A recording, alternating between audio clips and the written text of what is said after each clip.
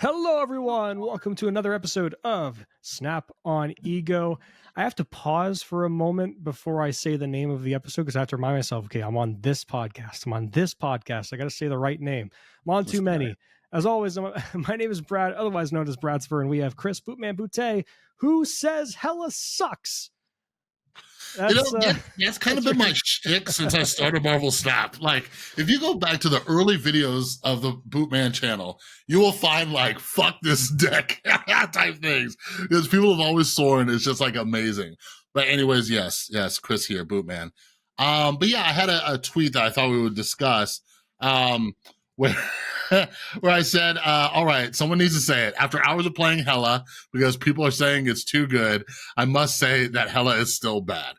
All right? Mhm. Like, so yeah, I've seen some people complain, former guest Jeff Hoagland, also Mogwai, and like, so I was in the 90s. Here's the backstory behind this. I was in the 90s. I haven't played too much this season. I've been playing a bunch of like other games and shit like that. And I was like, okay, well, I'm in the 90s. I want to just like easy mode through it, right? I started using Hela, and like it wasn't doing shit. I was using the best build, the top build for it, and it just was not doing its thing for me. And I will say, by the way, caveat everybody who's like furiously typing in the comments, I'm happy to admit when I'm wrong. When I made this tweet, the deck was not performing. It was not up here. It's actually gotten better as more people are playing it because it is a very simple, straightforward deck. But at the time of tweeting this a couple days ago, the stats were not there. It was like maybe top like 5, I think, or something. But this is the last 30 days, Chris. Yeah, filter. Last 30 days. Hey, it's bumped up. So I'm going to tell you right now. I look at this every day, Chris. It's been number 1 for about a month. You're crazy. You are. I'm not, Chris. Every single time I do, before they changed it, I did 3,000 up. Now I do 6,000 up, and I pretty much been doing exclusively post infinite or 80 to 100. No. It's been consistently number 1 for about a month. Switch it real quick to 80 to 99. Let me see. Because with my filters, maybe if my filters were off, I'm a moron. Still sitting up there. Number 1. Still sitting up there.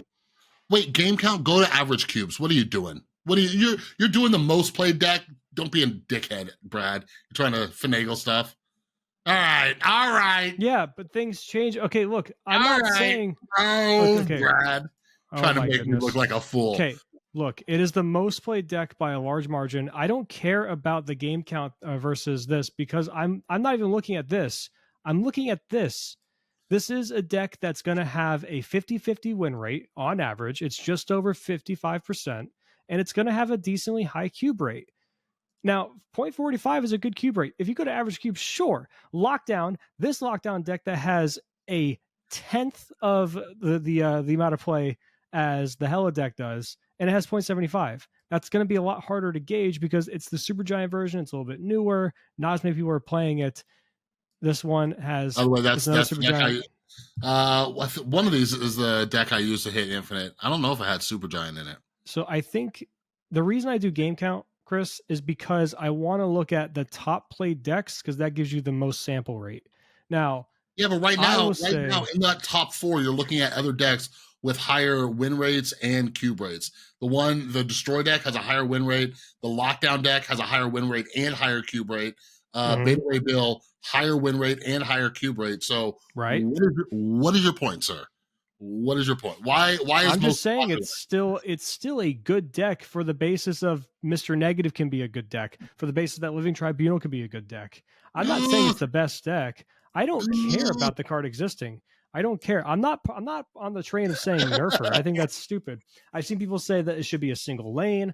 Look, the only thing I'll say is Mogwai had a tweet saying that it should be a single lane. The fact that it can go to all 3 lanes and the RNG aspect of it is bad, lazy design. I will potentially give him that. I'll potentially give him that. That's fine. I can accept that it's lazy. I can accept that it's boring at the surface level once it's been established for a while. But the RNG aspect goes both ways. It feels bad to lose to. It feels on both sides. It feels bad to lose to when you're seeing it across from you. It feels bad to lose to when you're the one that plays Hela and your Infinite, your Death, and your Black Cat all go to the far right lane. And then you're sitting there going, wow, that's cool. So it's one of those decks that's hard to gauge of like its meta presence. And if they ever change it, if they ever change Hela, it's not because she's a dominating deck, because she's not. She is one of the top decks in the game purely because of how often you see her on ladder, how often you see her in conquest, and how she is very good at stealing 8 cubes. That is not something that you can dismiss.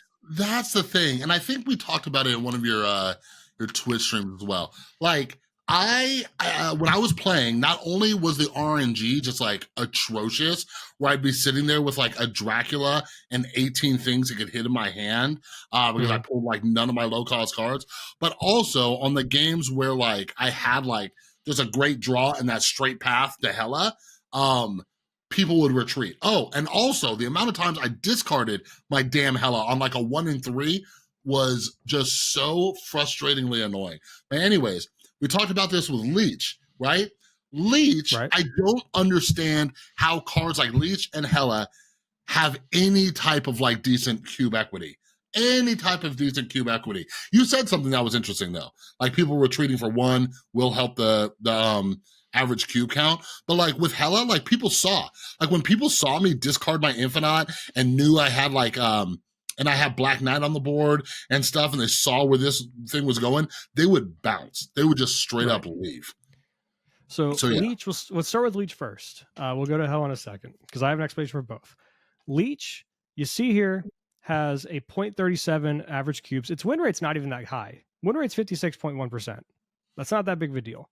But decent cubes, right? 0.37 is fine. Like it's not crazy. It's not 0.75. It's not over 1. It's not even over 0.5. It's 0.37. So Chris, every single time that someone plays Leech and their opponent retreats, that's 1 cube at the minimum, right? You know what that's going to do?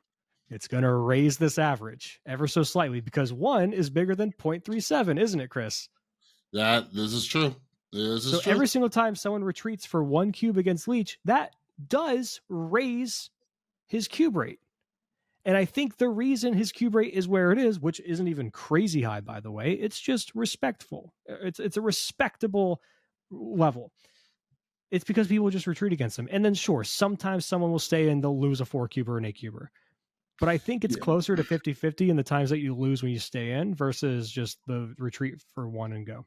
Yeah, so rank 90 to 99, his cube rate's at 0.32, so not too far off. If we change this to this is 70 to 99, we change it to 70 to 99, it's at 0.37. I guarantee you, if I do this, if I just like raise the threshold crazy, like all the way down to 10, let's go find Leech again. I guarantee you it's going to be much higher when I introduce like the lower ranks. Yeah, 56, 58 when you introduce 10 to 99. Because you know what? Bad players stay in when they shouldn't. I'm not saying you should always stand against Leech, but I'm saying you should take a second because too often, if I play Leech, for example, too often do I see my opponent insta retreat.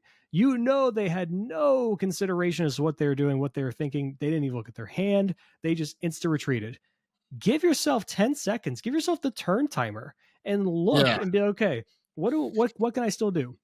Look, if you get hit with an Iron Man, Dark Hawk, and stuff like that in hand, I get it. I get it for leaving on those. But if you have like Lady Sif in hand, if you have like Magneto in hand, right? If you have stuff that just have decent power as far as like above rate stuff, especially even if you're a lower costed deck, just look for a second, be like, yeah, maybe my Ant-Man got hit. Sure, he's still a 1/1 though. I have a Dazzler on board. I can still buff her. Okay, well, how do I navigate this? My Squirrel Girl is still a 1/2. Like, so what do I do? How can I do this? Yeah, and then you leave if you determine it's bad. Yeah, I played mostly Lockdown on my climb, and like when I would get Leech, like it wasn't a huge deal because that deck puts out like it's about like playing a priority. So you have some like, you have like Jessica Jones, which is a 4/5, and if you have Zabu down, you could drop like Jessica Jones and Iron Lad, and that's 11 points of power, even if you get leashed, right? Like you have some stuff there where you can like do it, and you can also activate your Miss Marvel, so I do agree that you need to hang out for a moment, and then we'll have a Leech conversation after this. But yeah, go to Hela. By the way, I'm curious to because it's not very high. It was 0.32, by the way, when I did 80 to 99. So let's go post infinite, including post infinite, 80 to post infinite. Those are abysmal stats. Though that is an okay average cube rate. That is a fine win rate. Like it's just above 50%. Now let me go back one more time. Let's do one more filter change. Let's just do post infinite. Let's see, because that's where all these creators are that are complaining about Hela, right? Post infinite. Uh-huh. All right. Wow. 0. Straight Wait. up. Hey, that's 0 not average possible. cube. Stop it. That's not possible. What'd you do? Did you break it? Last 30 days ranks 100 plus and 6,000 plus. Straight up 0. And you put post infinite?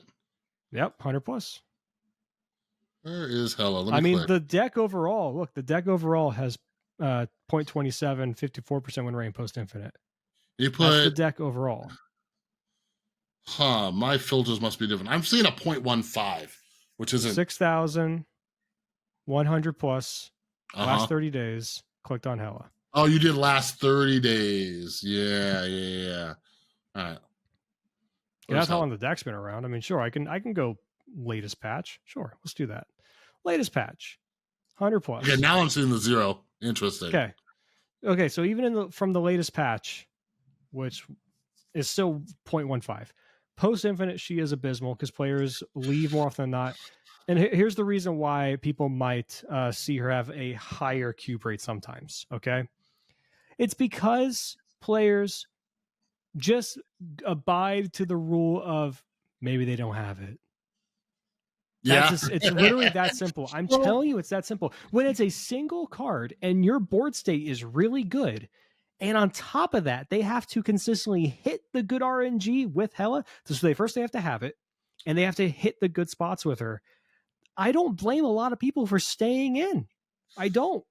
Well, I'm curious. I'd be really curious because prior to post infinite rankings, it just kind of meant nothing, right? Now post infinite rankings, quote unquote, still means nothing. Yeah, right. They quote unquote mean something. I wish I kind of had a better idea of how many people are actually try-harding post infinite, right? For me, I'm still there, like experimenting with decks and stuff like that.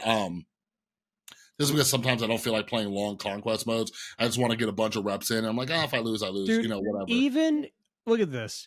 Even from 10 to post infinite, 0.39. Here, let me be fair. Let me take away post infinite. Okay, so we're going 10 to 99. No one in infinite. This includes all the lesser ability players. Okay, there's the 0.53. That's fine. That's good cube rate, but the win rate's bad. It's just above 50. Okay. You know why? Like I just said, the worst players on average, or the lesser experienced players, will just see the game through. So wait, where are we landing? That Hela is bad, like I said? Oh, I agree that she's fine. I never once wanted her to be changed. I'm just saying, let's give people some context as to like where she is. I think the cube rate and stuff like that is fine.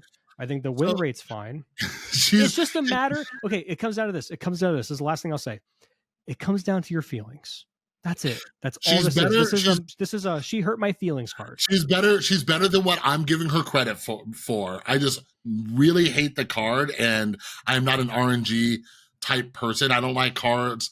I've never liked that. I've never liked being at the whim of my Lockjaw or my Hela and all that kind of stuff, right? It is slightly more consistent with Blade, you know what I mean? But still, like, definitely, I don't think it's good enough where there needs to be a change. The way I read Mogwai's tweet, too, was almost like he was saying, like, they should, like, do a cool, complete redesign, and she has, like, some kind of tokens.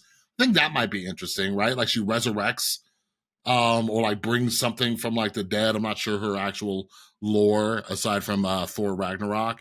But, yeah, maybe brings out some spikes or something. Hold on. I can show you someone. So comparatively, makes me think of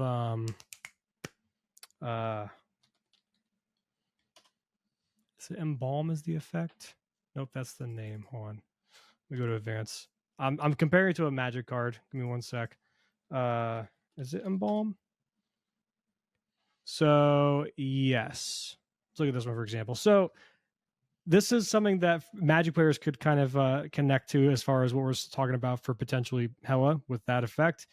So this is a card that you can play it for this cost up here, 4 total, or you can play it from the graveyard for 6 total, and you get just the dead version of it. So you sometimes they can have different stats. It's the same stats or whatever. It just comes back. But you could have something like that for that. I hate this card, by the way. So I was just wanted to point this out. Scarlet Witch? I hate Scarlet Witch. I hate her so much. But you hate playing her or playing against her? I just hate her existence in the game. I hate the card. I hate the randomization. Do you hate Reality Stone as much? Yeah, but that draws me a card. So, and it costs 1. I can live with Reality Stone. I hate Scarlet Witch. If I play C3, you think I'm playing this card? Nope, I'm playing Rhino if I want some location disruption. You know why I play Rhino over her? Because it gives me a guaranteed no effect location. Okay? Yeah. Gives me ruins. Fuck this card. So the same way you hate Hela, I hate Scarlet Witch because I hate the randomization. Too many times it just messes you up. And look at that. Average cube rate, 19. 51% win rate. It's a bad card. Yeah. It's a bad card. The randomization is RNG is bad overall unless it's something like Hela. There we go. Well, no, I'm not a fan of making a random game even more random. That's always been that's been my thing. But yeah, maybe I'm caught up in my feelings about Hela. I hate playing Hela. It is not good for me, and I'm sure there are many other players in this 71,000, or if you crank it up, it's at like 100-something thousand, like total. Just from 80 to post infinite. Yeah, right. I'm sure within that group there are many other Chris Bootmans out there who are like, "Fuck this deck. I don't know how people are winning with it." So there you go. I mean, I know how people are winning with it. They just retreat effectively and stay in for their high rolls. I will say though, it's not a very fun deck to play. I played it. It's I tried playing it for about an hour or 2 yesterday. Just because I knew we were going to talk about it and I wanted to kind of get some reps in because I haven't played Hela in a while. And I found it very boring. I found it incredibly boring. I found the lines not intricate in the slightest. I didn't feel like anything I could do was like, oh, this is a big brain play. Not really. The most you could do is like in a conquest game, only conquest, by the way, is you could hold on to your Black Knight and your Blade or Lady Sif to kind of like surprise your opponent when you've snapped earlier so they don't know what you're doing as much. They might just think you're just a Lockjaw deck. Yeah. And then you can, say, oh, and now I can drop a whatever. You know what I do like though, as far as the Black Knight decks, I really like the Sarah version. Yeah. I like that one so much more because I have way more lines. This one right here. It only runs a few big cards. It gives you Zabu, it gives you Ghost Rider, get stuff back. You just have Lady Sif and Blade as your discard. No Black Cat. You actually have counterplay. Like, it's great. Yeah, you're running the fun check cards. You could put Hela in this. Like, you could make a version of this deck that runs Hela if you wanted to, as like a plan B. I think you should. Probably the reason though, Chris, that you don't have much success with Hela decks is probably because you usually think of them as your plan A. You had that problem with Living Tribunal. Remember the one that had MODOK Hela? It's your plan B. You need to focus on the Black Knight. You got to focus on the Lockjaw lane and the Dracula. If you have a 33% chance of getting rid of your Hela, but you also have a way to just kind of shore your hand up for Dracula, and you have a Lockjaw down, don't worry about going for the 33% chance. Go for the plays you already have established. Hela is just like, if you draw her and you get to play her on turn 6, happy days. Otherwise, who cares? Yeah, it just felt like I was like, man, I want like Sunspot in this deck, because sometimes you just pull all your big shit and you're just sitting there like a dickhead, and then you retreat and you just don't do anything. I would find a traditional Lockjaw list with 4 Beta Ray Bill and stuff like that to be way more interesting and fun than this version. The only good thing about Lockjaw is that I have the Venomized variant finally. So can we talk about Lockjaw real quick? Because the same people that I see complain about Hela complain about Lockjaw and also want that changed. Really? I haven't heard anybody complain about Lockjaw. Safety Blade, Mogwai, Mega Mogwai. I've seen several creators. I think Norn also believes. I don't want to put words in their mouth because I know the other two for a fact. What are they arguing that is the problem with Lockjaw? Again, it's just RNG. It's just the RNG aspect. People don't like that stuff. People don't like Lockjaw as a card, even though it makes sense because the dude is a good boy and makes portals. So his effect makes Like, sense. I'll complain that I don't like playing the card, but The people that that's complain it. about Lockjaw now, I feel like, don't realize what we had with the Thanos Yeah, original when it was deck. unlimited cards into Lockjaw, zero Space cost, Stone can get out the of Space there. Stone and move it out, Yeah. I watched our video that on your channel of the coaching with Thanos Mhm. just like a week ago. And I was like, I forgot about all of these things about Thanos. I forgot about Space Stone's little effect. I forgot about Soul Stone still drawing you a card. Yeah. When I saw, I was like, yeah, throw all the stones. Like in the video, I said all the stones on Lockjaw. I was like, what? And then I just started going. I was like, oh my god, that's right. That's right. Yeah. Holy shit. Yeah, they keep nerfing Thanos and it keeps staying like one of the top decks. Like Because the I stones remember are so versatile, man. when they first released Thanos as a card, I was like, this just it's I remember I didn't get the card for a while. It was back when like tokens were like super scarce and like I don't think I was even spending that much in Marvel Snap and stuff. But it took me a while to finally get Thanos. I was like, I just know this card is gonna let me do all sorts of stuff. Right. And like that's what Right. the card is. Even though they kind of come back to the same shell, you can still do a lot of different things, right? You do zoo builds, you could do like ongoing lists, you could do just the put big shit out there type list. You could do destroy, like such a versatile card. Such a versatile card. Starting to have too many variants. Whatever. But talking about card strengths, they want to talk to you. So there's been a lot of chatter too about the strength of Shang-Chi and Zabu. Do you have any thoughts on that? Yeah. So the overall consensus of this opinion, to kind of give you the TLDR, is the fact that Shang-Chi and Zabu are pillars of the game and require the meta to be built around them in a sense. So you look at Zabu and you think off of first rep, okay, Zabu only goes in decks that want to play like Darkhawk stuff, right? A bunch of 4 costs. So that makes sense because that's the archetype. But then you start expanding and you see Lockdown is playing Zabu. You see Sarah Control is playing Zabu. Another Darkhawk list. There's a junk list that's just running Iron Lad, Sentry, and Shang-Chi playing Zabu. Dang, that Annihilus list has some decent stats. I haven't played that in a while. The Darkhawk Annihilus deck, I haven't played that in a while. This is I think the best Darkhawk deck, by the way, and the best Annihilus deck. But like when your control deck runs Zabu, your combo decks run Zabu. Here's just a good stuff stature deck too, running Zabu. Yeah. Like it is like even Lockdown is running it. So that's where it's a little weird. Like, yes, the meta's diverse if you just go off names alone. Wow, we have a stature good stuff deck. We got a Lockdown deck here. That's cool. Okay, cool. We got Bounce. We got some Tribunal stuff. Sure. And I go through all these lists. I got Control, got Darkhawk. And then out of those 5 I just named, 3 of them are running Zabu. And 4 of them could. So yeah, that's where people view it. One of the arguments I do find interesting from Jeff is he's like, if Shang-Chi wasn't a card that was originally released with the game, if just we got some data mines or something and Shang-Chi was announced as a card, like, do you think people would freak out if we did not have this card in the game and it was released as a like Series 4, Series 5 tech card? Do you think people would lose their shit? I'll give you a better one. I'll give you a better answer than the one you're looking for.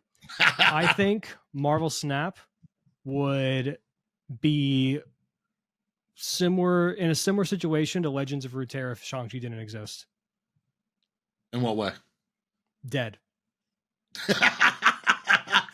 You think? Yeah, I don't think that's a fun game. That's not a fun game. You need a safety valve like Shang-Chi. Chris, how many times have we had a big stuff meta and people do nothing but complain about that meta. Yeah. No, I Imagine if definitely do. that would have been just the meta every single season since beta. Yeah. If Shang-Chi didn't exist.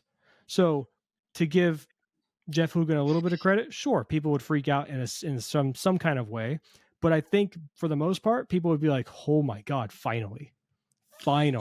Yeah. I think it'd be more of a positive freak out than a negative, but I don't think we'd get that far because the game would not have survived with the amount of imbalance that would have occurred if Shang-Chi didn't exist. Yeah, I'm definitely I am a tech card lover, and I'm just like, yeah, I get it. Like there was a period where I was finding the game kind of stale, just constantly running into it. I think especially because like we've been introduced to so many big cards that I want to experiment around with, right? Like Blob and like Scar, and now we got like Call Obsidian and stuff, and these are all like Shang-Chi bait, and I'm just like, fuck, everybody's running it, you know what I mean? But like, I think, I don't know, like, you would think if Shang-Chi was too good, people would be running a lot more Absorbing Man. You know what I mean? Like, that's what it's always felt like to me. I was like, if Shang-Chi is so good, this is something else that's really interesting. Click on armor. But I was Look at like, the if popularity of Shang-Chi armor, is so good, 9.9%. yeah. I was like, people would be doing it 40%. twice. But yeah, a lot of people are not running armor, which is just weird to me. When I started to hear this debate come up about Shang-Chi, I was like, but nobody's running armor or Cosmo. You know what I mean? Like what's Cosmo's popularity? I'm going to it right now. I just he was He was right. It was right there, bro. Yeah, I didn't. I'm sorry. I tunnel vision into. I was just going to click on it. So armor's at 9.9, Cosmo's at 7.8. Yeah, see, that's the thing about the meta, right? It's So like combined, by the way, they're still not even half of Shang-Chi's popularity. Yeah, right? And I think that's what people forget, like in the Marvel Snap community. We control the meta, right? Like everybody say that with me. We control the meta. Do you know what it is, though? It feels like a gentleman's agreement. It feels like every time there's a big card or whatever in a meta where it's like, okay, I'm going to put Shang-Chi in my deck, right? Because, and also the reason people have this thought about Shang-Chi is like, well, he feels like a necessary thing. Like I need to kill my opponent's stuff. People think offensively and having the last say of your card doing the thing instead of defensively like Cosmo and armor. So it almost feels like a gentleman's agreement of like the meta where it's like, hey Chris, you're going to run Shang-Chi with your big stuff. I'm also going to run Shang-Chi with my big stuff. We're not going to run armor. We're not going to run Cosmo. May the best man win. And that's what it feels like. That's what it feels like. Yeah, it's just like you can easily just like shift the meta. And maybe that's like one of the reasons I've just been like, I've been personally finding the game stale is people aren't like moving it, right? Because like I know new cards and OTAs and stuff like that, but like if something's like really dominant in the meta, then people need to start making the opposite of it, like the counters to it, right? If you like playing your big stuff, like what happened to all you Shuri players? Where'd all you guys go? You kings and queens of the Cosmo armor play, right? I used to run that anti-destroy list with Destroyer and Armor and Cosmo and lock down a lane, and then you get this like an Tatuma and stuff. Maybe I'll start doing that to mess with people, but it's like, yeah, like put these in your deck. Like if Shang-Chi and Zabu are that high, play against them. You know, Leech can't do anything against those. Like, how do you answer those? You know, people stop running Echo, so like it's not like they're gonna Echo you. So let me say this real quick. So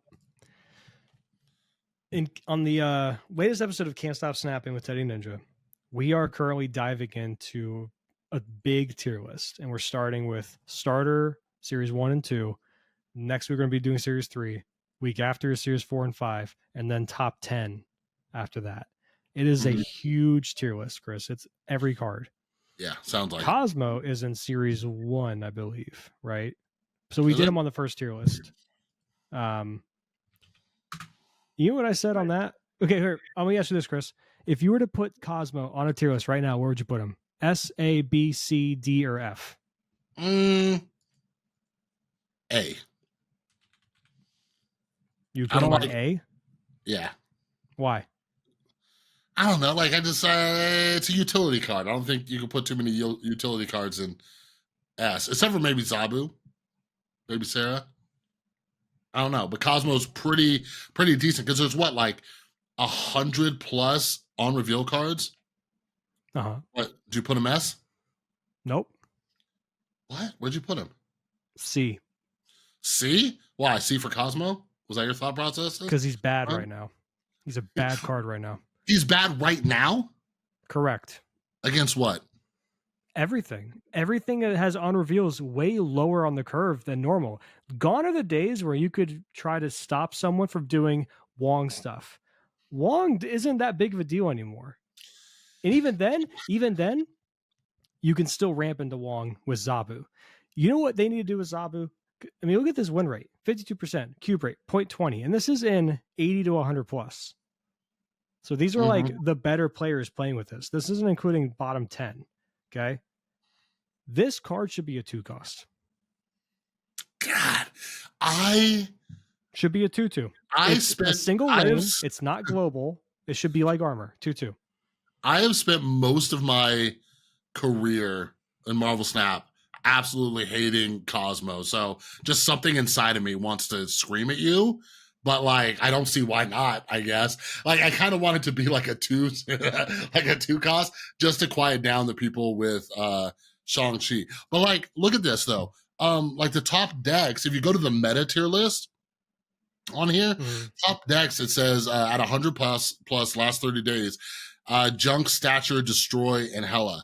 Like, running armor and Cosmo seems pretty damn decent. Wait, what are you looking at? No, go to 100 plus. Just go to 100 plus. Go. I might do that after this. I might run my old list. But yeah, look at those. Like, what would armor and Cosmo not be great against? Armor's great against Junk, right? Because a Nihilist can't blow the things up if you clog the lane. Cosmo's going to be good against the Stature list, potentially. Blocking, Darkhawk, or, I mean, not Darkhawk, but like Rock Slide. If they're running like Silver Samurai, if they're running Black Bolt, you know what I mean? Destroy, even like all of B tier, it's pretty decent. And Destroy being that high, why are people not running Armor Cosmo? You know? So here's my reasoning as to why Cosmo is bad, even against this meta. Okay? So Cosmo's a 3 cost. Cosmo is the most awkward cost, being a 3, because he's a single lane effect. The reason other 3 costs, Killmonger, Mobius, like those global effects, the reason they're fine at 3 and they're actually really powerful at 3 is because you play it and you got the effect. Good job. Cosmo, you still have to snipe where your opponent's playing. And you need to want to have priority to be able to snipe where they're playing on top of that. So there's 2 issues right there. You have to snipe where they're going and have priority to stop it, at least for that turn. Preemptively putting in a spot allows your opponent to be like, okay, I'll go do that myself over there. It's at an awkward point in the game on turn 3 to where it gives your opponent way too much time to still establish. It's also too late in the game to be able to snipe things like Blade, with the Black Knight and stuff like that. Your lower cost stuff, the Thanos stones, by the way, they've already gotten utility out of most of their Thanos stones by the time turn 3 rolls around. And then on top of that, if you want to hold it later game to try and snipe what they're doing, like with the turn 6 Hela, a turn 5 Annihilus, stuff like that. Well, now it's awkward to fit it into your curve because it's a 3 cost. Yeah. You see what I'm saying? Everything is working against Cosmo here, unless you're doing a deck. The only way that Cosmo is a good card right now is in a deck that's proactively using his ability in a particular lane and just trying to set up for your own sake, like a Destroyer, for example. Unfortunately, we are gone and well beyond the days of Destroyer being a top deck in the meta, because then it can't compete with the decks you're seeing on stream right now. It just can't. So, like, thinking about that, because like now Hela's on top of my mind. Do you think there are any counters to the Hela deck? Say someone absolutely hates it. What would be a counter to Hela? Gaining priority, and using things like Goliath, or just going over the top of like I was thinking Goliath, but then you got to guess what lane they're playing Hela, right? Which I had happen to me while I was playing Hela. Sure. Made me furious. But yeah, like, I don't know, because even if you Shang-Chi without priority, right? Like, it's RNG. Those things are going to scatter all over the place, you know? Right. But if you're playing, like, for example, the Sarah control list, you feel kind of okay about stopping them in that sense, because you can kind of set up everything to be able to hit everything on the board. Because the Hela deck, not only, it's not like they get all their big stuff only on turn 6. They usually establish a Lockjaw lane as well. But I mean, look, you could play Cosmo, you can play Armor right now. I think they're like, when I played Destroyer to try and make it work for the last like week or so, because I really want to see it work in a deck, which is why I ended up playing that Zoo deck, by the way, the Zukula deck with Yeah. Destroyer. A lot of games I won were just off of the backs of, Armor and Cosmo, right? However, it was more often the Armor, sometimes the Cosmo. And the only times I got the Cosmo to work is because I got lucky, had priority on 3, and sniped where they were going to play, like a Lady Sif and stuff like that. That's not the norm, is what I'm saying. So, and they can't make Cosmo a global effect. That'd be innately broken and horrible for the game. So my compromise is make Cosmo a 2-cost. Try it. Just try it. Look, But because how does that curve out with Armor? Right? Like, how do you prioritize that? I'm going up against the Destroyer. That's fine. Then you prioritize Armor. Yeah. Because you see where they're putting their stuff first. I mean, the thing is, either way, against a Destroy deck, it's also really hard to get priority in the early couple of turns, because they can pretty effectively just they have cards to play on turns 1 and 2. Yeah. Very rarely do they not. So unless you're a deck that can also do so, also you might not even be playing Armor on 2. You might need to play a card to get priority, because how often do they go Deadpool into Carnage? It's usually Forge into Deadpool, then into Carnage, or X-23 into Wolverine, then into Deadpool Carnage, or Deadpool into Hulkbuster, right? It's like all turns 1 and 2 are their setup plays. Turns 3 and 4 are their destroy plays typically. So I would argue, if you want to leverage Cosmo and Armor, especially if they're both 2 costs as well, you're looking to get on turns 1 and 2 priority against the destroy deck, and then you go for your Armor plays and Cosmo plays on 3 and 4. Yeah. Because then what you would do is you would Armor where they're establishing. So let's say they go Deadpool into Hulkbuster on 1 and 2. That is a 1/4. Okay, you should have priority against the 1/4. That you should. And then on 3, you just go maybe a 1-drop somewhere, and then you Armor the Deadpool. And then on turn 4, you probably still have priority because they attack the Deadpool lane. That gives you range to attack the other 2 lanes to maintain priority in the Armor here. Now you just Cosmo in the other lane, plus another 2-drop or something. And then you wipe them out of the game. The reason Cosmo would be much better as a 2-cost, because now the 2 allows you to be flexible, because sometimes you can snipe stuff mid-game with Armor. You don't need to play him on 2. You can hold him. Yeah. And you can play him a bit later, and you can afford to do so because it's a 2-cost, or she's a 2-cost. And Cosmo would be the same kind of idea. And I don't like the idea of Glenn looking at it. Like, I know they consider this. I'm not saying they don't, but I don't like the idea of them just looking at Cosmo and looking at Cosmo's stats, be like, oh, it's fine. It's fine. Because you look at Cosmo's stats, they're okay. About a 50% win rate, about a 0.20 cube rate. It's not very good, might I add, but it's not like bottom tier where it's screaming, buff me. But then who fucking cares? Who fucking cares? Do it to you say by your own volition, we like to make changes to the game to shake up the meta. Here's a fucking wonderful chance to do that with one of your most beloved tech cards. Try it. If it backfires, what do you say? How often does Glenn just say, well, if we miss the mark, we can just revisit it and change it back? Then fucking do it. Yeah. Well, maybe you will with the way things are going. But yeah, I guess that also brings up we need to yell at Glenn to get on the show, because I want to ask him. Oh yeah, we need to bug him. Yeah, I'll try to remember. I just want to say, fuck you, Glenn. Change Cosmo. Do it right now. Change Cosmo. There's a whole episode about arguing with him to change Cosmo. So yeah, with that, let's talk about the Power Couples event. How are you liking that? You enjoying it? They don't like it. Nope, they don't like it. Really? I like the idea. Yeah, I've heard nothing but good things. Yeah, I think it's a cool event. Don't get me wrong. It's interesting. I like the idea of it. I don't like that it affects both Conquest and Ladder, because you can't escape it. and it makes for some wonky gameplay as far as like if you're trying to like, if I'm in the mindset of like I'm playtesting for a tournament this weekend, I'm trying to figure out what decks I want to do, trying to see how they do against the Oh, meta, and then I see, because it was also just bad timing from my perspective of playing in a tournament yesterday. All week I was trying to test stuff, and then the power couples thing happens, and I'm like, well, now I have to keep in mind of the fucking power changes of these cards. It was a little annoying, and I would have loved to just go to Conquest and be like, yeah, people can have fun. I want them to have fun. I think it's a cool idea. yeah. But I couldn't escape it. I was extremely surprised that it was like global in Yeah, I didn't like modes. that. Yeah, like I wonder like if me and you queued up and just, oh, was it in there when you played your tournament? Yes. What? See, that's crazy. Like modifiers like that should not, because to me that's like a hot location, right? It's like a featured location. It's like a Right. little, Yeah, it it's a shouldn't little, be in. It shouldn't be in the play against friends, and it shouldn't be in Conquest. in my yeah, that's opinion. really weird. I think that really like shows too just the competitive play is like in the back of their like list Absolutely. of things to like I will say, figure out.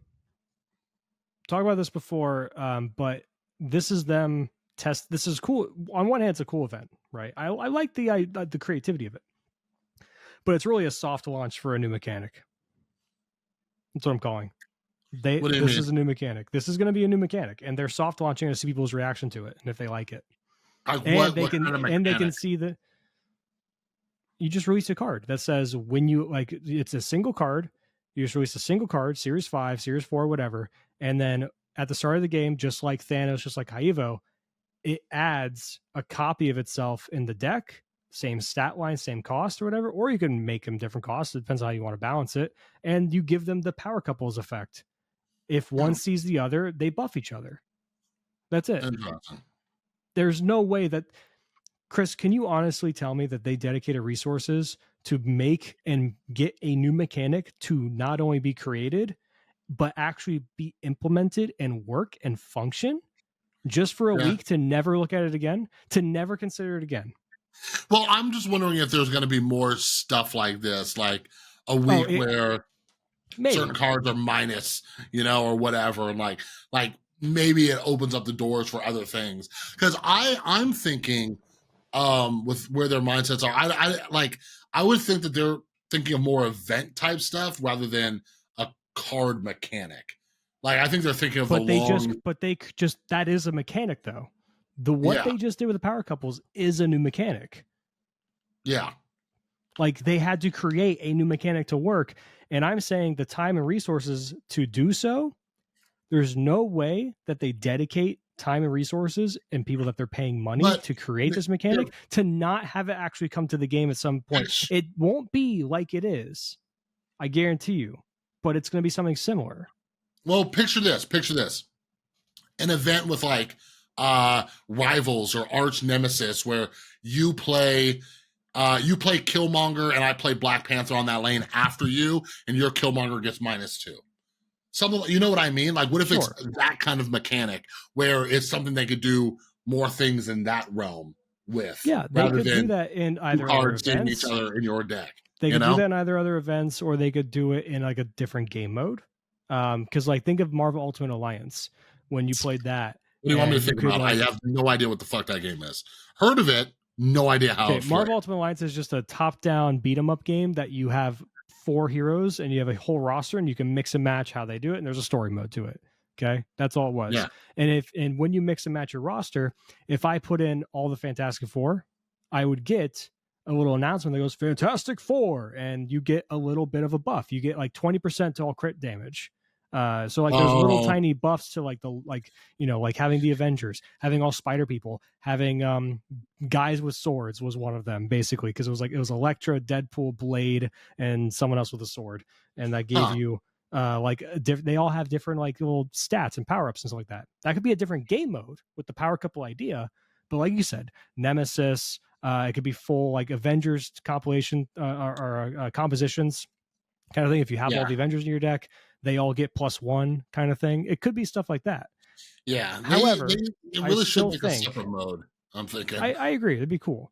I still think with the amount of times that Glenn says we're a small team and it's hard to dedicate resources to X, Y, and Z, whenever we ask about game log, whenever we ask about any quality of life change for that matter, I'm sorry, There's no fucking way this is not a real mechanic that comes to the game eventually. Like I would There's like no way. I would like an arcade mode, right? I wish ranked and conquest would be left alone, then make an arcade mode, featured locations, fucking different mechanics like this, just goofy, silly goose time, you know what I mean? Like there's nothing more frustrating to me like the new seasons start on midday on like what Tuesdays now, and Tuesdays. like I have maybe a little bit of time to play on a Tuesday night. Tuesdays are usually hectic for me at work. I have a little bit of time to play that night. Then I'm like, okay, next day I'm gonna hop in. Then it's a featured location. I'm like, fuck, man. Like I want to rank up. I don't feel like fucking around with this location. I told you that at the beginning of this season. I was gonna test out your super giant deck, and I'm just like, Yeah. I don't feel like dealing with. So like, I wish they just had silly, fun playtime, and I think that could be cool. But what are your thoughts about? Let's get rid of the new card thing. All right, stay in my world for a minute. Where this is like a new thing they do maybe once a month, a week, where cards interact with each other, but in lieu of an OTA, because we did not get an OTA this week, and some people were like, I don't know about that. Not so sure about that. It's the scheduling is a little wonky, right? Because you get patch, and then you're supposed to get an OTA off week OTA, and then patch for the next month.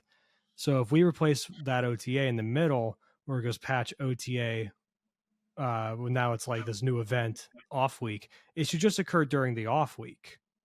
Yeah. Because getting back-to-back weeks of no changes, no bounces, we're not getting anything until the 29th. Today's what, the 18th? Yeah, today's the 18th. We will not get anything for another 11 days. Okay? No balance changes for 11 days, Chris. And like, for those of you that don't like the Hela meta, or don't like playing against Black Knight or Hela or Destroy or junk and stuff like that, sucks to suck, dude. You got to deal with it for 11 days. Do you think the meta's in a bad place? Like, I've been getting like a little bored and it's kind of stale, but like I don't know if it's the meta or the lack of OTAs or new cards. Like I do know that after the winter break and once they came back with some OTAs, like I did feel like that energy come back. So the fact that we have like another week, I'm like, ugh, like. But do you think the meta's fucked up right now? Like, do you get irritated playing? Frustrated? Do you see the same things? I've played a diverse amount of decks, I think, like against them. Right. Yeah, I think the meta's diverse. I just think to go back to the whole Shang-Chi Zabu thing, it's just a lot of decks that just have this overlap with these cards that they have to build around. It makes it feel like the decks that are supposed to have their own unique identity, because of they are being like a lockdown deck compared to a Thanos deck, compared to a junk deck, all these decks are supposed to have this overlap, but like, or I'm sorry, this unique identity, but they all have the overlap of running Zabu and Shang-Chi together, because Shang-Chi's a 4-cost. And it makes it feel like you're playing against the same deck. Like it's just a different flavor of the same deck. It's like, okay, they have Zabu on 2. Cool. Well, they stormed on 3. That means I'm going to see a Jessica Jones and a Nebula behind the storm lane. Okay, or it's going to be a Miss Marvel Nebula, Miss Marvel mid, Nebula on the storm lane. Right? Like it's just like it's so easy to predict what they're going to do off of the first couple cards, and they all start the same. Like with Zabu. Yeah, and I'm also wondering if that's a us problem. You know what I mean? Like all of us. It actually is. This is the worst community I've ever seen as far as creativity goes. I'm sorry. I said it in a video the other day. I'm so fucking happy that Mogwai's back. Mogwai is like a lunatic, just mad scientist. He plays bad cards because he wants to see them work. So I saw him. He was in a video with KM Best recently. By the way, I edited a video for KM Best. Go watch it. Anyway, I already got paid for it. I just want you to go enjoy my editing work. But he was on KM Best's channel, and he was doing like the guess power level of cards thing from Marvel Snap, and he's like, which was kind of a cheat, I would say, because he's played the game. He just was gone for like a year. But I'm sure he still kept up with stuff. Like he knows Eliath's a good card. Like what? Yeah. Anyway, he introduced Mogwai as like, you are the means to the end, or like make a case for a card player, meaning you won't say a card is bad.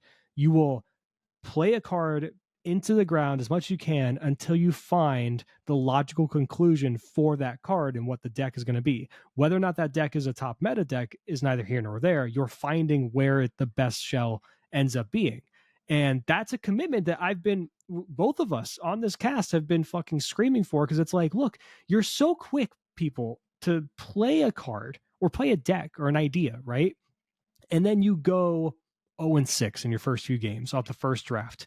You just go to your collection, you delete the deck, and you're like, well, that sucked. That was a bad idea. But you don't sit there and analyze, okay, well, what worked? I realize now, like, I'll give you an example. When I was playing that Supergiant deck, do you know how many hours I played that fucking deck for, Chris? Off of release? Like, you saw the stats. I had like 300 games for that build that I played. And I played on stream for release, and like I played probably in that week, the first 3 days, 18 hours of just Supergiant decks. It's 18 hours of playtime, nearly a day of playtime, just a single deck. I tried so many different things, and I found out what worked. The things I liked were, I like Daredevil with her. I like having Medusa, stuff like that. I like Martyr, and I like Atuma. Cool. We know what we like. I tried Professor X at one point because I'm like, I have Daredevil, and so Professor X Gamora. That makes sense. And then the first game I played Supergiant with Daredevil down, I saw the glowy stuff, and then I was like, oh, my Professor X in hand doesn't fucking do shit because he's going to hit it under the Supergiant. All right, remove him. I lose that game now. You just keep at it, and you find out, and you build upon what works. You can't go into building a deck or building upon an idea and expect you're going to fucking go like 20-0. And that's a whole other problem, where people have that belief of like decks being good, like that when people see a content creator say, play this deck to infinite, this deck is cracked, this is OP, it's broken, and they see the clips of them going 20-0, and they don't show the losses, and they show the stats of like, yeah, we went 32-8 with this deck in post infinite, it's so fucking cracked, and they don't show the building process, they show the final draft, they don't show the 6 other versions of the deck, they don't show the losses with the other version of the deck that probably went negative, by the way, they don't show the negative cube rate. They just show the fact that they did great with that version. So it builds this wrong idea of deck building and deck construction that you should get it right the first time. If you don't, it's a bad deck. And so it's a combination of, people not being creative enough, sticking with their creations to see them through to an end, like Mogwai does. And on top of that, it's content creators peddling an incorrect idea of a fantasy land that doesn't exist. Yeah, I think that's just like another issue I have, is just like, because I get it, like YouTube viewers don't necessarily want to see that whole process, but like it'd be good to discuss it. Do they like, not? I don't know, dude. Like, I've heard people say that people don't like losses. My channel has kind of stagnated on views, but I've seen literally no change between when I edit out the losses and keep the losses in. You know what I mean? If anything, I see people comment, appreciate you leaving the losses in. Yeah. I never see anyone comment, appreciate you not showing the losses. Yeah. I was, when I was playing, I think Mogwai's Supergiant deck. No. It was a different one. It was one with Hitmonkey, and it was Hitmonkey and Absorbing Man. And I fucked up. I fucked up the order where I didn't play Hitmonkey last. And like, I left that game in there. I'm like, look, that like, shows a line that you incorrectly played, but then said, oh, I messed up on this, I should have done this way around. And I'm sure you fucking even said that post game of that loss. You need to give that learning experience to people, because otherwise they don't get better. It's like, you were yelling at me earlier for not getting on the podcast. I lost track of time because I was playing Rainbow Six Siege. Rainbow Six Siege with a few friends. One of them fucking is atrocious at the game. Has a 0.5 win-loss ratio and has a 0.2 KD. And he's in copper, which is the lowest level. Atrocious at the game. And my friends yell at him constantly, be like, you're so fucking stupid. What are you doing? You need to do this, this, and this. And I'm like, you got to treat him like he's an infant, dude. This game is hard as fuck to play. If you just say, yeah, run in there. Why did you shoot him? It's like he doesn't know what to do. let him learn. He's gonna suck no matter what, but give him baby steps. Give him like an operator. It's gonna be like, or like give him the ability to like slowly take in what he's gonna do. And that's why I think the deck building process and the construction of the deck and like playing through the first game, stuff like that, I think that could be something that's fine on YouTube. Like I know people want fast paced, like TikTok style, like just like game. But like I don't know. I think there's an appreciation for it Well, still. if I'm being honest, like just having this conversation, like there is a part of me that feels like a bit of a hypocrite. Like I understand why people net deck, right? Like I'm a dad, I work a full-time job, I'm a content creator, I also do like multiple side hustle things. I'm like, I don't feel like putting brain power into making a deck and then dedicating time to testing it. But like, I think I'm somewhere in between a deck builder and a net decker because I love seeing what decks people post and then taking them and testing them for an hour or two. Does that make sense? So I like Right. testing a wide range of decks and being like, hey, this might be one that it wasn't on your radar because it's not getting hyped. You know what I mean? But yeah, sometimes I'll get ideas for decks. I'm just like, ah, fuck. I just don't feel like figuring out the little details of it and stuff. I will say though, in that same breath, I think you're allowed to not want to, put in effort and time or whatever if you want to just play quick games and that kind of thing. But let's say you're post infinite, right? And to be frank, for the most majority of people, you're not going to be someone that's going to build and construct decks if you're not already an infinite. Like, right? That's where you can really, because you're Yeah, still going to run into sweaty people still trying to climb top of a leaderboard, and you're still going to see meta decks, and that's a great place to like. If you don't care about going grinding to infinite that or top of infinite, then that's a great place to test decks. Um, yeah, which by the way, that fucking super giant list, I did not do that. I went straight from 73 to infinite with it. So I definitely took my beats there. But if you're post infinite and you're in that situation and you don't want to dedicate time to build a deck and stuff, I don't think you can also in the same breath complain that you're tired of the meta and bored with yeah, the game. yeah. That's where you Right? gotta, yeah. Something I learned a long time ago. Like, don't complain unless you're willing to do something about it. You know what I mean? Right. Like, it's like, yeah, you gotta test out new things. But there are a lot of decks being posted. But I think, when people have their like favorite or go-to creators, we've talked about it before. Like people who just like Lambie posts a deck, right? Lambie's actually started putting disclaimers like, I think this deck's bad. I did this, I climbed, but this deck is bad. I'm a good player. You know what I mean? Yeah, So like, he's just a monster. yeah, I think more people need to test these things out. But I guess the last thing I want to chat about real quick with the meta and like OTAs and stuff, and the recent news about Legends of Runeterra, they're kind of shutting down their PvP stuff, focusing on PvE. Like, what are your thoughts on the longevity? Not even longevity of Marvel Snap. I'm more curious, like as a content creator, you're kind of new on the Twitch hustle and like you're growing, which is fucking dope. But as a content creator on YouTube, I've seen this plateau, but I've also noticed a plateau from many other people. And it's like, does Marvel Snap, do you ever see Marvel Snap like bringing in an influx of players?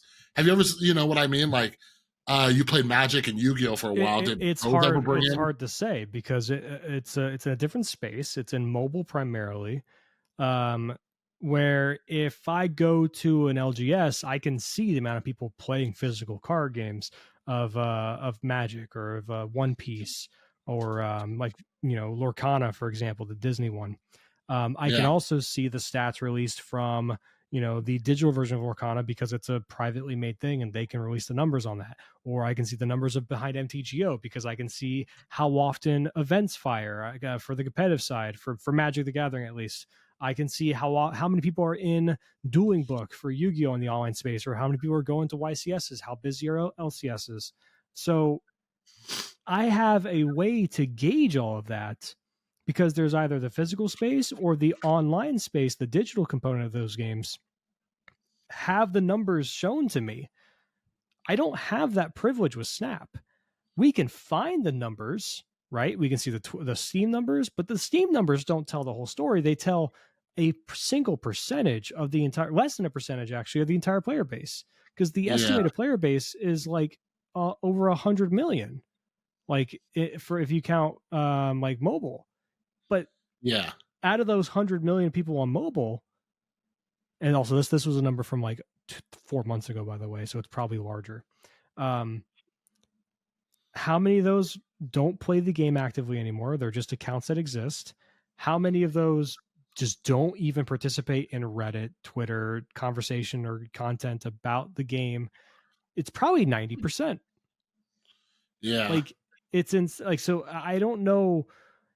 I have no way to gauge the success of Marvel Snap because on one, I mean, look at Second Dinner. I can't tell if they're just a company that's very stingy about hiring or they genuinely aren't making enough money to hire new people. Like they keep saying they're a small team. They Have you can't ever do looked certain at things. Have you ever looked at Second Dinner's job board? Yeah, I've applied for jobs at Second Dinner. Yeah, they constantly have openings and they pay a decent Very amount. well. By Very the well. way, I'm curious what's going on with their community manager, right? Like that just Dude, went silent. I applied for that too. I applied I for it. It was I a haven't sweet gotten gig. yeah, I haven't gotten Yeah. anything back from it. I didn't even get an email saying thanks for When you consideration. No, no, thank you. exactly. I have a theory. I think some nepotism stuff went down. That's what I think happened. I think at first they were like, oh, maybe we'll get somebody from the community, right? And then somebody's brother, cousin, daughter, son, sister, whatever, landed it. It might be somebody that none of us know. If it's somebody in the community, That's God nowhere bless near them. qualified to do it. Yeah. If it's somebody like, yeah, I make Instagram posts. But yeah, we'll see. I could be off. But one thing I want to bring up. So, because this is something I've been thinking about, like, can Marvel Snap grow? Is it worth, sticking around like as a content creator, growing and stuff like that? Because I just don't know if new people are coming in. But one thing that I finally checked, I keep thinking about it, is Cozy Snap keeps growing. So that tells me he's the biggest creator and he keeps growing, right? So that would tell me that because he hit 100,000 subscribers in July of 2023. And now he's at 129,000. So, well, I mean, the growth is slowing down quite a bit. Yeah. Well, let's see. So how many subs did he have in January? January he had 50. So he grew 50,000 in 6 months. And then in another 8 months, he's only grown 29,000. Yeah. So slowing. So it's slowing down. Yeah. Yeah. So I'm curious. I do wish that there was numbers and data. And that's the thing that sucks too, man. Like, because I understand why companies keep those numbers like close to the chest and everything, but unless they're like a publicly traded company. But in today's kind of like economy of creators and people covering stuff, like there's more people involved than just the people at it. And we have this symbiotic relationship, right? Like that's why there's a creator program. We're promoting the game. We're making content about the game. We're building hype for the game, new cards, new content and stuff. But we don't have access to any of that kind of information because we're not employees, Right. It's all just interesting to me. And the main thing is, I'll just be completely transparent with you and everybody listening. I am a man who thinks a lot about opportunity cost. When I'm sitting here doing this, could I be doing something else more valuable? Does that make sense? Probably could be, by the way. Because it takes me like an hour to make Marvel Snap content, whatever. Right. And I'm just like, because lately I've been making like anywhere from like $300 to $400 a month off YouTube. And I'm just like, if I spent an hour somewhere else, could I be making more than that? Like, for the sake of transparency, I wrote a freelance article the other day for Business Insider. Took me an hour. I made $300. $300, Brad. So you want to hook me up with a gig with them? By the way, I write articles. Oh, it's easy. Oh, yeah. I'll send you something. I'll send you a pretty good newsletter. I would love to do some article freelancing. Holy shit! Yeah, if anybody's into freelance writing, holler at me. I got you. Because yeah, dude, a lot of freelance gigs will pay you hundreds. Right. But yeah, so pretty cool stuff. So anyways, I think about that with Marvel Snap. Because I don't know. I'm not planning on leaving anytime soon, but when I'm looking at my future, because right now, you know what me and my girlfriend are doing, Brad? You know what we're doing? We're planning a train ride up along the West Coast from Los Angeles to Seattle, and it has like a nice little nice little room that you sleep. You know what I mean? I like to travel. That's nice. I like to travel, and I'm just like, well, I need money. I need money to do that. And while I love Marvel you do Snap, need money. Like, although I love Marvel Snap, should I just be a player and not a creator? Because that time could be going somewhere else. But Cozy Snap's numbers growing, even though they're slowing down. Does that give me some kind of hope that I might reach a new audience? You know what I mean? Yeah, maybe. Maybe if that motherfucker would promote smaller creators, you know what I'm saying? You know what I'm saying? No, he's too busy taking their deck lists. Oh, that's a conversation for the next episode. Anyways. Too long didn't read. Deck lists don't matter. It's fine. Try to credit people when you can, but for the most part, it's a 12-card game. It's hard to do it. But if you're a creator like Cozy, you probably should, just for the optics. But I like Cozy otherwise. Yeah, there you go.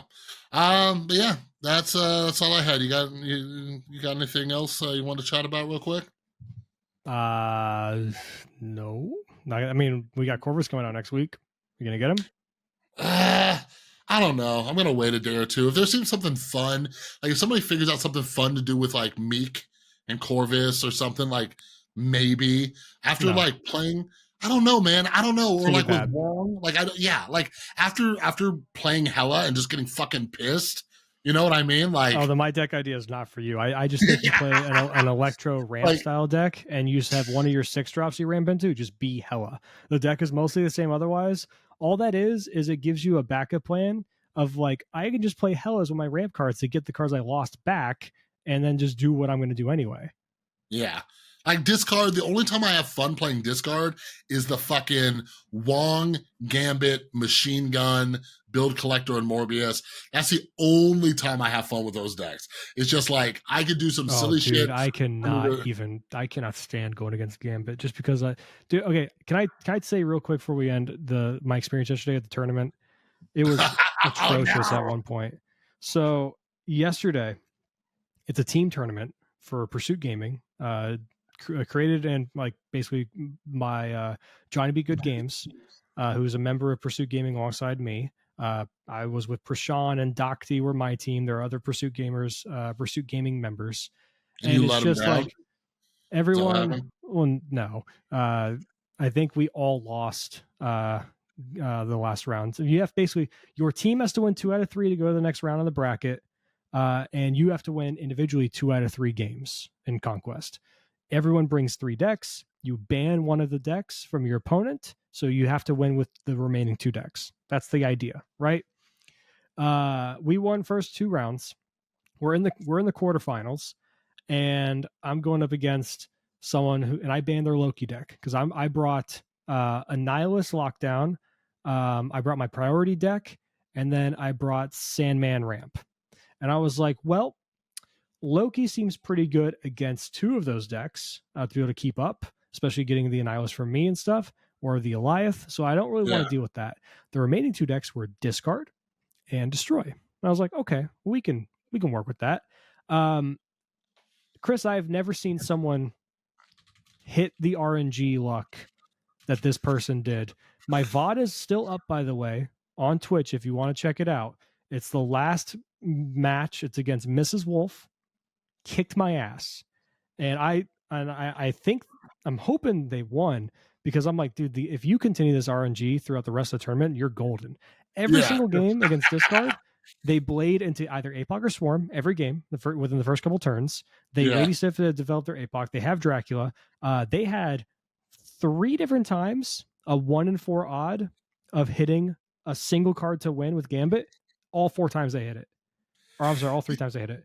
It's so funny because like that's the thing. Hela, Lockjaw, Jubilee, just all these like casino decks. It's not even that. It wasn't that kind of discard. It was straight up Meek, Blade.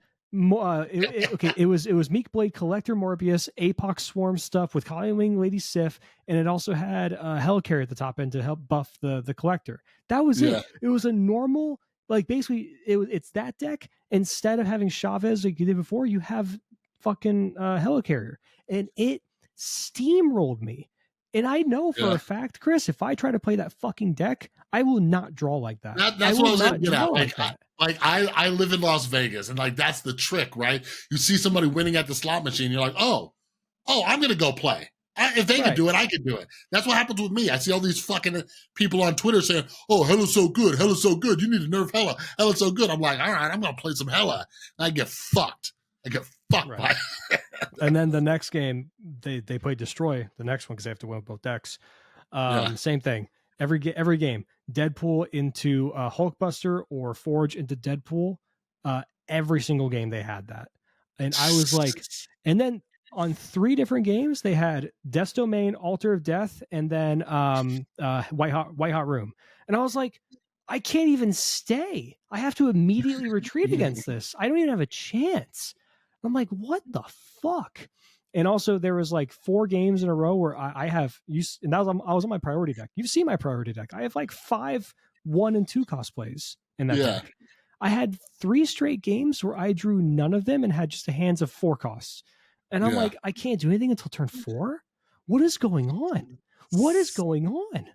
It was the most abysmal experience. I was tilted on my mind. A great learning lesson for people. If you want to play competitively, what I should have done, looking back, and I even said this on stream when I started the next game against Destroy, I said, after the tilting experience, because it was very tilting, the tilting experience of discard, I still had to play another match. I had to win 2 matches to continue against this person. I should have just messaged them and said, I'm going to take a 5-minute break real quick. Because I should have recollected myself. I should have got up off the stream for a second, got some water, got something to shove in my mouth real quick just to eat, like fucking cheese stick or some shit, and then come back. Talk. Not even that, just clear your head. Just remove yourself from the situation for a second, because I went into the next game still tilted from the previous one, and I know that didn't help me. I still don't think I would have won based on the way the games turned out, but would not have helped me. So lesson for you and everyone listening, please give yourself that mental break for a second. And like, I even talked about this with Lambie when we were calling a game once. Someone lost a massively awful 8-cuber in a heartbreaking way.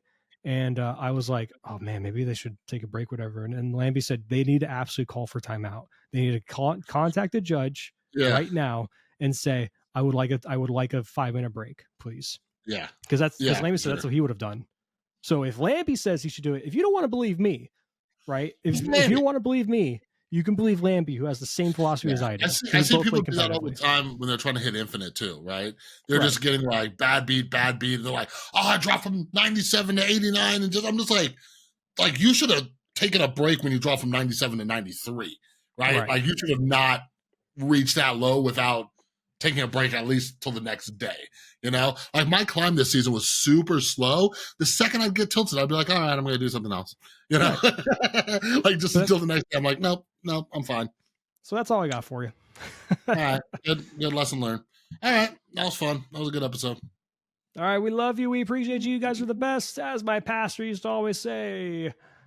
May our face shine and be gracious to you. May we look on you in favor as you give us our peace. Will you give us your thanks? And all that. Love you. Bye-bye. Whatever. See ya.